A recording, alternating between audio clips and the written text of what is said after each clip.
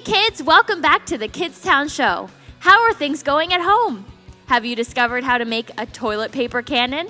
Have you made some slime? Have you braided your dog's hair?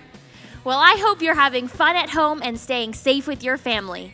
Today on the Keep Calm and Game On show, Mr. Mike has a super fun game for us. Let's go over and check it out. Hey Kids Town, Mr. Mike here. It's great to be back in your living room with you this Wednesday night. We have a great game tonight. We're going to be playing Silhouettes. In just a second, you're going to see an image come on the screen, and you need to try to guess what it is. Today, I have some of our very own contestants with us today. Let's go meet them. We have Mr. Steve. Hello. We have Pastor John. Yo, what's up? And we have Pastor Ben. Say hi.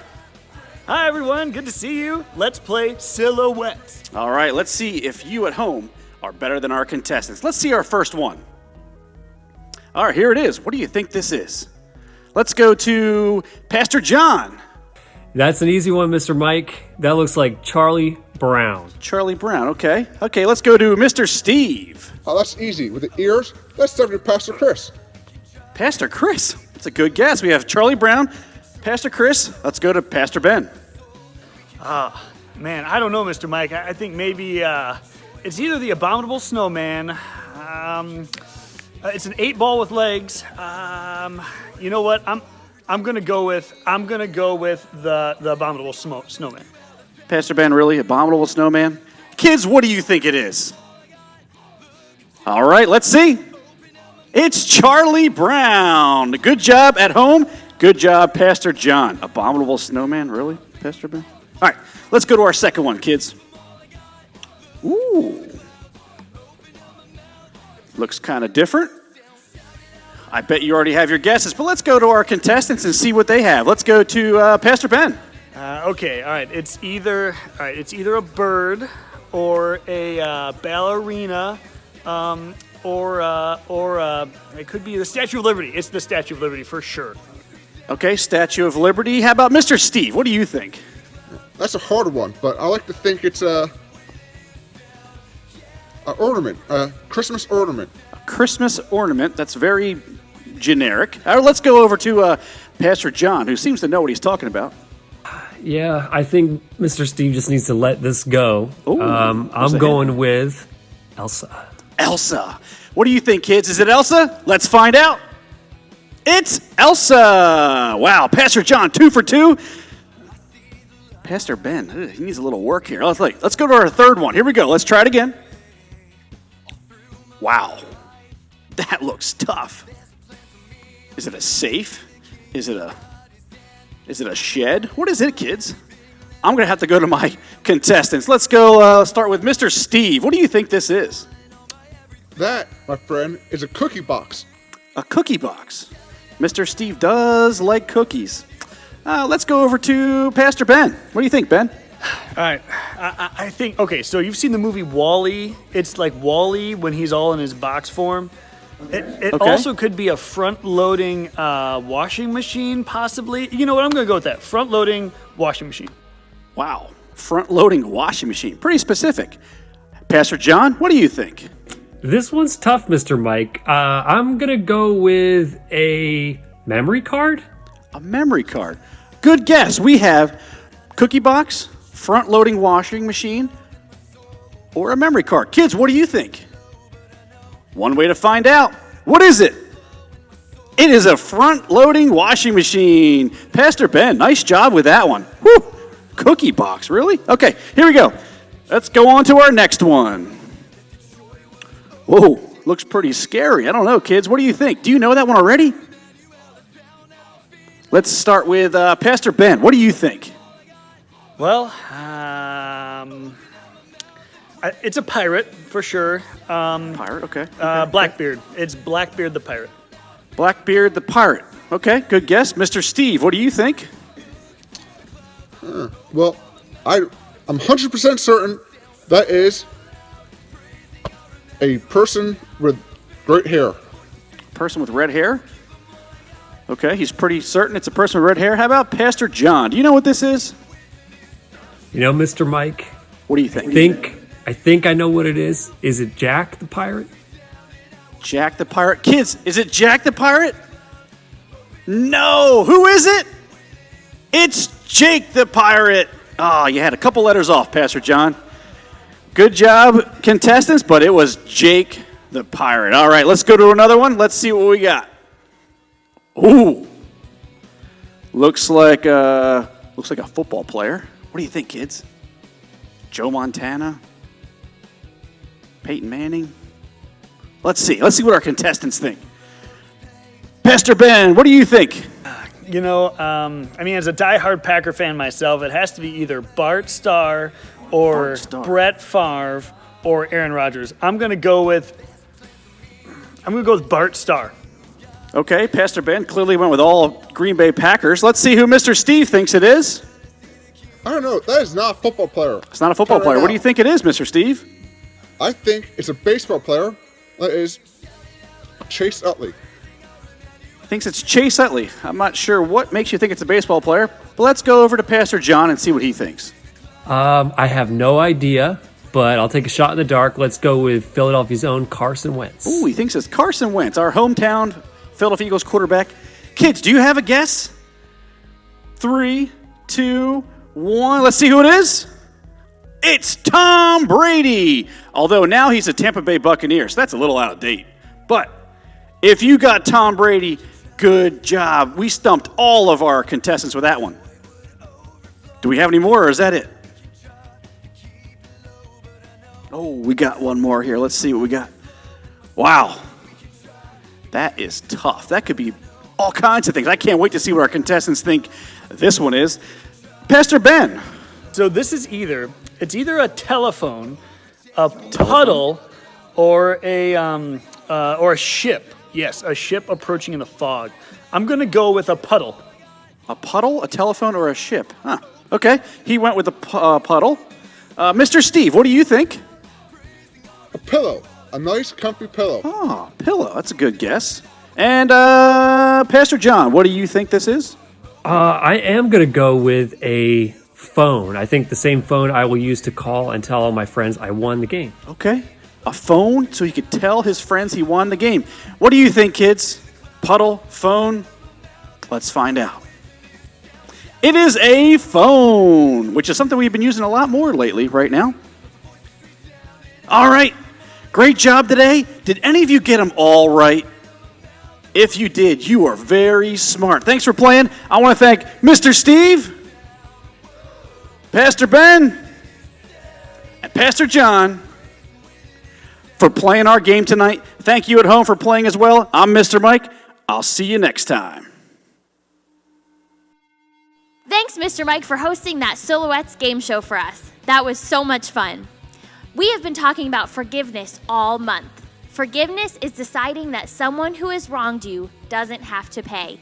Forgiveness isn't easy, but it's worth it. Let's go on over to Pastor Ben and his team of actors to complete the story that we started last month, all about forgiveness. So last week, we got to see the story of a man and 2 sons. Now this story was a parable, and Jesus told parables so that he could illustrate a point, a truth he was trying to teach. Now, as Jesus was talking about this story, surrounding him were people called Pharisees. Now these Pharisees thought they were better than everybody else because they followed all the rules. They thought that God must like them the best. And so Jesus told this story, and at the very end, he told a part of the story that had to do with the Pharisees. Let's do a little recap of last week in our Total Dramarama, and you'll get to see the rest of the story today. Let's go. There was once a man with 2 sons. The younger asked for his inheritance. His father gave it to him, and he spent all of it. He was poor, so he came back to beg his father for forgiveness. His father forgave him and threw a party because he was so excited that his son had come back. It seemed like the perfect ending to a happy story. But Jesus wasn't done telling the story yet. As you may remember, there was the older brother. The father's older son was working in the fields. Suddenly, he heard a strange sound in the distance. What is that? Are they having a party over there?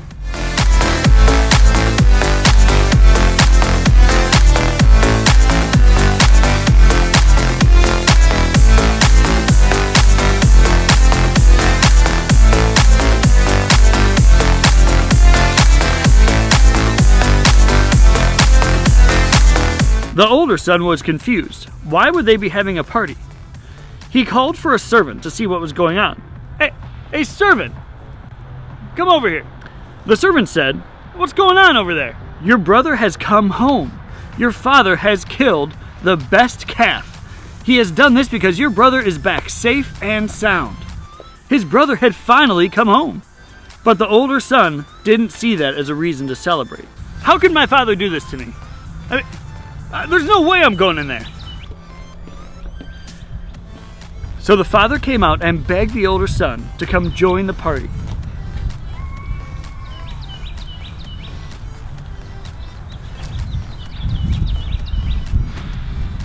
"Son, please come and celebrate with us."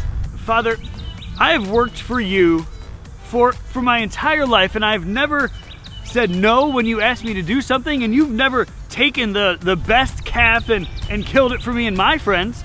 I mean, now that he's come home, you're paying him all this attention." The father explained it wasn't that he didn't love the older son. He was just so happy that the younger son had come home. "My son, all I have is yours. We have to celebrate, for your brother was dead and now he is alive. He was lost and now he is found."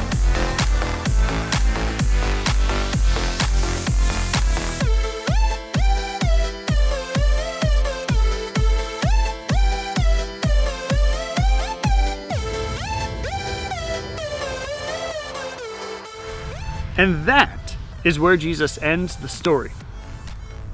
So what do you think the older brother did? Do you think that he eventually forgave his younger brother, came in, joined in the party, and had a ton of fun with them? Or do you think that he stayed outside, angry, thinking that his brother didn't deserve that forgiveness and that kindness? See, the older brother, because he wasn't forgiving, he was missing out on what God was doing in the life of his younger brother. See, when we don't forgive, we miss out. Now, sometimes it's hard to forgive. It really is. If someone does something wrong to you or to someone you love, you get angry at them and you feel like they deserve that anger. You want to hold that anger against them because something needs to be done for the wrong that they did. I remember when I was in elementary school, there was a recess aide, and she said that my brother, and she said this in front of me and my mom and my other brother, was a bad kid. And I knew that hurt my brother's feelings. And my mom was super mad at her. Now, when we get mad at somebody, it stops us from having any relationship with them. Now, I can imagine that you are at home with your brothers and sisters, possibly with your mom or dad, and you can't go anywhere. And so you're just hanging around together, and there will be lots of opportunities to forgive each other. Maybe your brother does that annoying thing for the 1,000th time, and you've had it. That's the last straw. Now you're going to be angry at him, and you're not going to forgive him.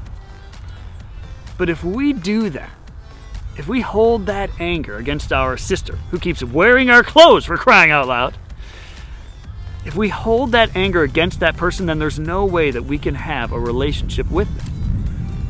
I mean, you could be having a party with your brother and sister at home right now, but instead of doing that, you're angry at them. When we forgive, it helps us to have a relationship, to enjoy, to have fun together, to love one another, and to benefit from the relationships around us. So, as you're at home, as you're kind of like spending a lot of time with each other, remember, if you forgive quickly, because you're going to have to forgive, you're going to have to do it, but if you forgive quickly, then you'll be able to have so much more fun together. And that will be doing just what the Bible says God did for us. See, we forgive because the Lord forgave us, and because of that, we can have a great relationship with God Himself. So I'll be praying for you guys as you're at home, because I know that it is hard. In fact, let's pray together right now. Dear Jesus, we just know that you love us, that you're keeping us safe, that you're helping give us strength through this time. And I pray for all the boys and girls that are at home, give them strength to forgive, to enjoy one another, to have fun together, and to be able to be at home and live for you and live and love for one another. God, thank you for this story from your word. Help us to learn from it and live accordingly. In your name, amen. Thanks a lot, guys. Hi boys and girls, today I'm going to share a verse with you that I want you to try to memorize, okay? So I'm going to read it to you and then I'm going to have a friend come in and do some motions helping you memorize it. The verse is about forgiveness and it's found in Colossians 3:13. Put up with one another. Forgive one another if you are holding something against someone. Forgive just as the Lord forgave you.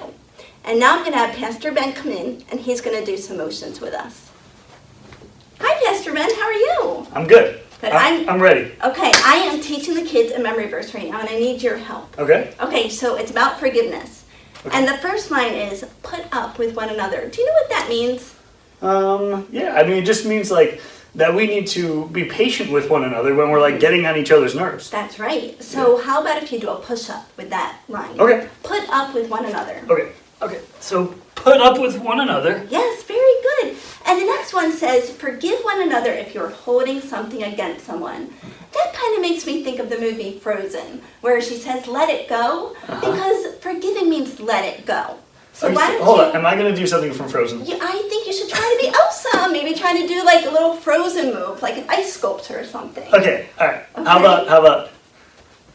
Let it go. That's right. Yeah. But it's not let it go. It's forgive one another. Okay, so forgive one another. That's right. I think that's great. Okay, all right. And then, and boys and girls, you can be doing this too at home if you want to. Okay? You better be doing it at home. Yes, and your parents can do it too. All right, if you are holding something against someone, why don't you like hold your leg, your knee up against you with that part? Like this? Yeah, if you're holding something against someone. Okay. Okay? Got it. And then the last one says, forgive just as the Lord forgave you. So how about if we do forgive just as the Lord forgave you? Lord forgave you. Yes. Okay. Okay, so you want to try it? Yeah. Okay, boys and girls, you better get ready and do this. All right, put up with one another. Put up with one another. Good. Forgive one another Forgive one another if you are holding something against someone. if you are holding something against someone. And forgive just as the Lord And forgive just as the Lord forgave you. forgave you. Very good. Got Want it. to try it again? One more time? Sure. Okay, Yeah. I'm going to read it. Okay, and you're going to do it. Okay. All right. All right. Put up with one another. Put up with one another. Forgive one another Forgive one another. if you're holding something against someone. If you're holding something against someone, Forgive just as the Lord forgive just as the Lord forgave you. forgave you. That's great. Do you understand it? Got it. And do you remember where it's found? Colossians Colossians 3:13. 3:13. All right. Good Thank you. job. You're welcome. All right. Wow, thanks, Pastor Ben and Miss Erica. When you don't forgive, you sure miss out. I hope you guys had a great time watching the Kids Town show, and I hope that you continue to have fun at home and stay safe, and continue to love and forgive so that you can have a great time with your family at home. Have a great night.